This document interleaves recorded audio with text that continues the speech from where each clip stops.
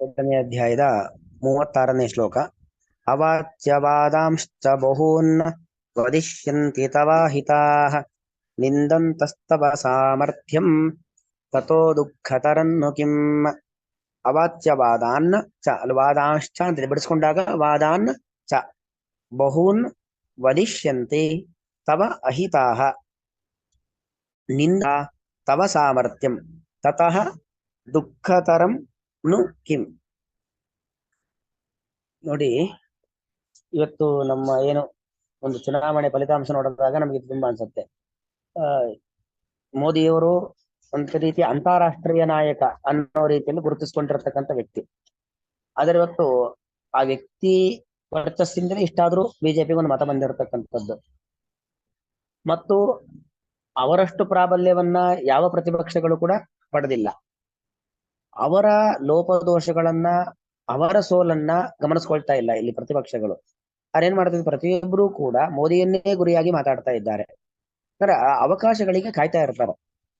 ಯಾರು ಒಂದು ಎತ್ತರದ ಸ್ಥಾನಮಾನದಲ್ಲಿ ಇರ್ತಾರೋ, ಯಾರು ಪ್ರಾಮಾಣಿಕರಿರ್ತಾರೋ, ಯಾರು ಗೌರವಕ್ಕೆ ಪಾತ್ರರಾಗಿರ್ತಾರೋ, ಯಾರು ಎಲ್ಲರ ಮೆಚ್ಚುಗೆಗೂ ಪಾತ್ರರಾಗಿರ್ತಾರೋ ಅಂತವರು ಎಡುವುದನ್ನ ಅಥವಾ ಎಡವಿ ಬೀಳುವ ಹಂತಕ್ಕೆ ಹೋದ್ರೂ ಸಾಕು, ಅದನ್ನು ಕಾಯ್ತಾ ಇರ್ತಾರೆ.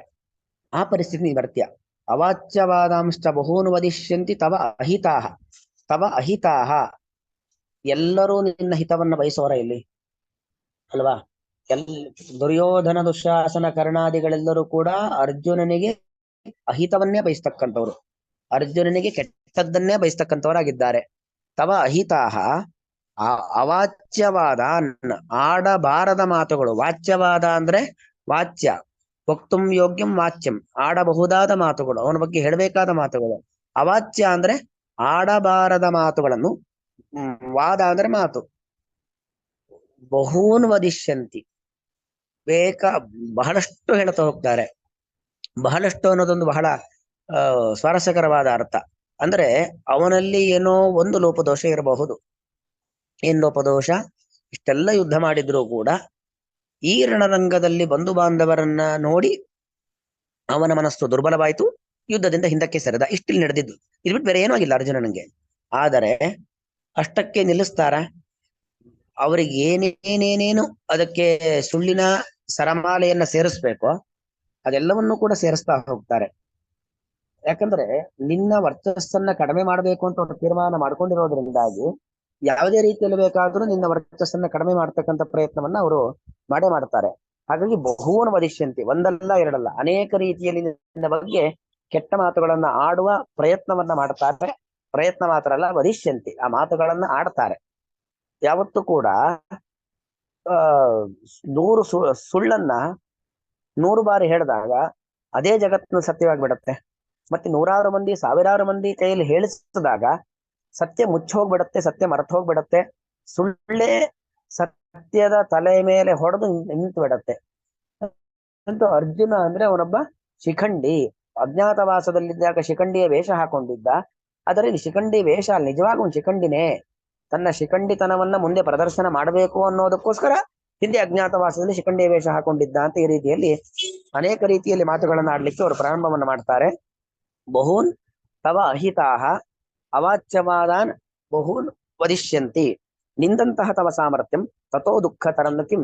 ಅವ್ರು ಹೇಗೆ ನಿಂದ ತವ ಸಾಮರ್ಥ್ಯಂ ನಿಂದಂತಹ, ನಿನ್ನ ಸಾಮರ್ಥ್ಯವನ್ನ ನಿರಂತರವಾಗಿ ನಿಂದನೆ ಮಾಡ್ತಾ, ತಾವ ಸಾಮರ್ಥ್ಯಂ ನಿಂದಂತಹ, ನಿಂದನೆ ಮಾಡ್ತಾ ಮಾಡ್ತಾ ಮಾಡ್ತಾ ಅರ್ಜುನನಲ್ಲಿರ್ತಕ್ಕಂಥ ಎಲ್ಲಾ ಸಾಮರ್ಥ್ಯಗಳನ್ನು ಕೂಡ ನಿಂದನೆ ಮಾಡ್ತಾ ಬಹೂನ್ ಅವಾಚ್ಯವಾದಾನ್ ವದಿಷ್ಯಂತಿ, ಅನೇಕ ರೀತಿಯಾಗಿ ಆಡಬಾರದ ಮಾತುಗಳನ್ನ ನಿನ್ನ ಬಗ್ಗೆ ಆಡ್ತಾರೆ. ಅದಕ್ಕಿಂತ ದುಃಖ ಬೇಕೇನು? ತತಃ ದುಃಖತರಂ ಕಿನ್ನು, ಅದಕ್ಕಿಂತ ದುಃಖಕರವಾದ ವಿಷಯ ಇನ್ನೇನಿದೆ? ಬದುಕಿದ್ದು ಸತ್ತಾಗಲ್ವ ಇದು? ಅದರಿಂದಾಗಿ ಇಷ್ಟೆಲ್ಲ ದುಃಖವನ್ನು ಅನುಭವಿಸೋದಕ್ಕಿಂತಲೂ ನಿನ್ನ ಪಾಲಿನ ಕರ್ತವ್ಯವನ್ನು ನೀನು ಮಾಡುವಂತ ಅಭಿಪ್ರಾಯ. ತವ ಅಹಿತಾಹ, ನಿನ್ನ ಹಿತವನ್ನ ಬಯಸದವರು ಅಥವಾ ನಿನಗೆ ಅಹಿತವನ್ನ ಬಯಸ್ತಕ್ಕಂಥ ವ್ಯಕ್ತಿಗಳು, ತವ ನಿನ್ನ ಸಾಮರ್ಥ್ಯಂ, ಸಾಮರ್ಥ್ಯವನ್ನು ನಿಂದಂತಹ, ನಿಂದನೆಯನ್ನ ಮಾಡುತ್ತಾ, ಅವಾಚ್ಯವಾದಾನ್, ಆಡಬಾರದ ಮಾತುಗಳನ್ನು, ಅವಾಚ್ಯವಾದಾನ್ ಚ, ಆಡಬಾರದ ಮಾತುಗಳನ್ನು ಕೂಡ ಬಹೂನ್ ವದಿಷ್ಯಂತಿ, ಬಹಳಷ್ಟು, ಬಹೂನ್ ಅಂದ್ರೆ ಬಹಳಷ್ಟು, ವದಿಷ್ಯಂತಿ ಆಡುತ್ತಾರೆ, ಹೇಳಿಕೊಂಡು ಬರುತ್ತಾರೆ. ತತಃ ಅದಕ್ಕಿಂತಲೂ ಕೂಡ ದುಃಖತರಂ ದುಃಖಕರವಾದ ಸಂಗತಿ ಕಿಮ್ನು ಇನ್ನೇನಿದೆ. ನಮ್ಮ ಬಗ್ಗೆ ನಿರಂತರವಾಗಿ ಯಾರೋ ಕೆಟ್ಟದಾಗಿ ಮಾತಾಡ್ತಾ ಇದ್ದಾರೆ, ಸಮಸ್ತ ಸಮಾಜ ಅದು ಕೆಟ್ಟದಾಗಿ ಮಾತನಾಡುವಂತೆ ಆಗಿದೆ ಅಂತ ಹೇಳಿದ್ರೆ ಅದಕ್ಕಿಂತ ದುಃಖಕರವಾದ ಸಂಗತಿ ಇನ್ನೇನಿದೆ? ಇನ್ಯಾವುದೂ ದುಃಖಕರವಾದ ಸಂಗತಿ ಇಲ್ಲ ಅನ್ನೋದು ಇದರ ಅಭಿಪ್ರಾಯ. ಅವಾಚ್ಯವಾದಾಂಶ್ಚ ಬಹೂನ್ ವದಿಷ್ಯಂತಿ ತವಾಹಿತಾಃ ನಿಂದಂತಸ್ತವ ಸಾಮರ್ಥ್ಯಂ ತಥೋ ದುಃಖತರನ್ನು ಕಿಂ. ಶ್ರೀಕೃಷ್ಣಾರ್ಪಣ.